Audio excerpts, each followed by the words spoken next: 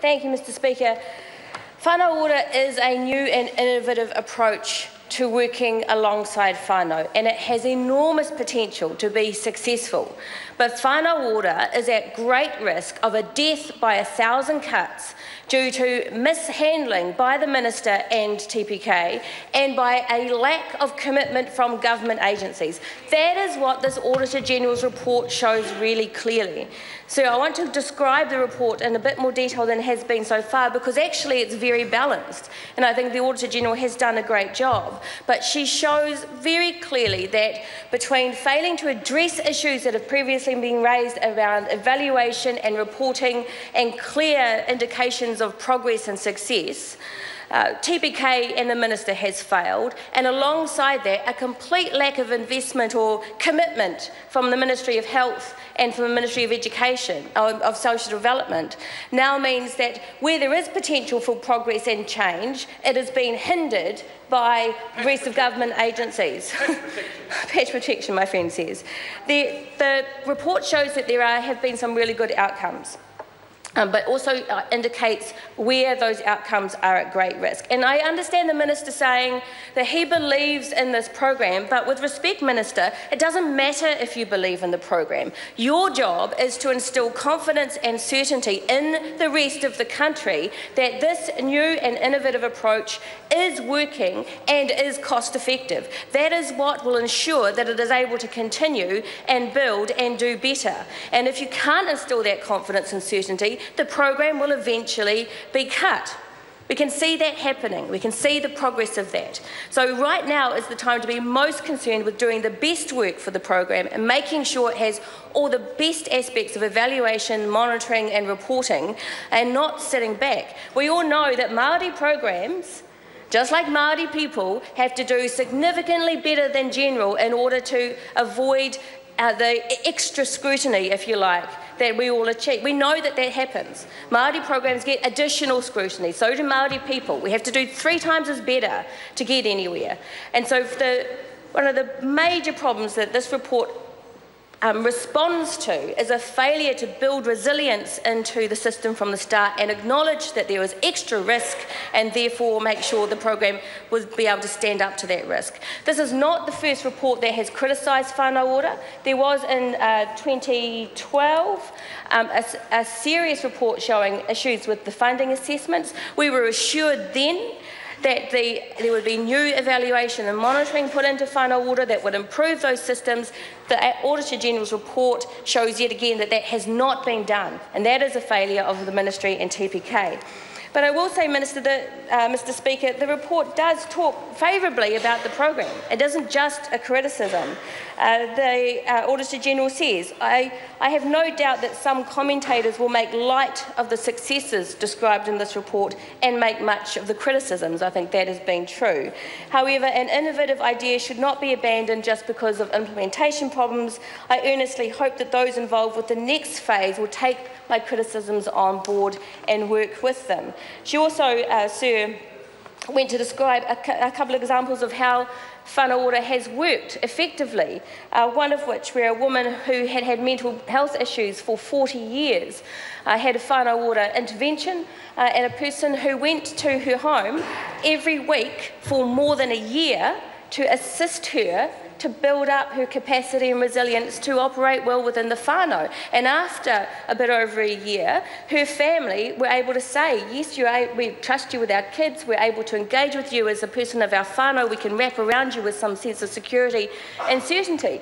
And I don't know of any other agency that can consistently provide weekly support to someone in this situation in their own home. She didn't qualify necessarily for major mental health involvement from the health ministries, health agencies, but whānau order was there to give her and her whānau the support that she needed.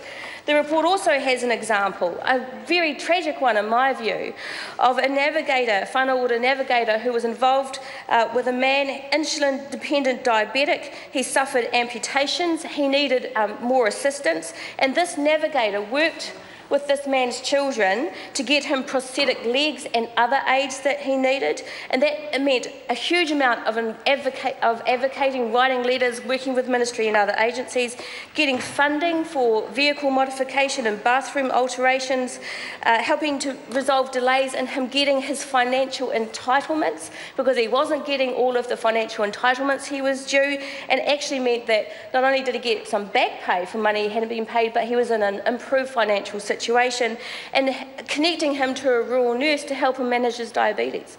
I mean, this whānau needed someone to intervene on their behalf and advocate for them, and this is what Whānau Order did. This is what Whānau Order does today with whānau.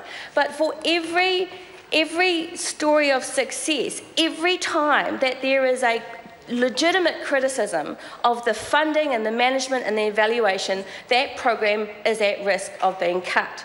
And so the Minister has to take these criticisms from the Auditor-General very seriously and make a very firm commitment to fixing this, because otherwise it will be lost.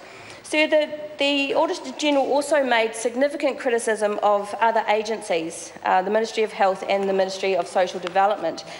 In particular, the fact that these ministries weren't able to describe Whānau Order and how it worked and what it did, and is actually, I think, a failing on their part. It is not that difficult to understand, actually, and they've been working on this now for some years. So the fact that the people in the ministries couldn't describe it is their own failing, not able to, not invested enough in understanding how the program works. There was criticism of the agencies for their funding failures and the mismatch of services. So the Auditor-General talks about how the Ministry of Health and Ministry of Social Development are engaged with Whānau Order and TPK, but have an individualised funding approach, and that there is a significant mismatch, she says, between the services that providers must deliver under their contracts with those ministries compared to Whānau Order and TPK.